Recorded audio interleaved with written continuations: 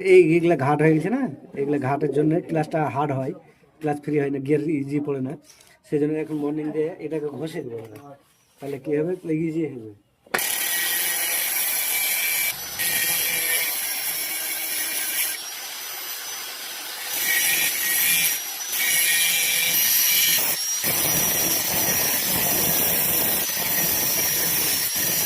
Plane হয়ে গেলে গিয়ারটা easy হয়ে যাবে, বাটিটা চেঞ্জ করার দরকার নাই।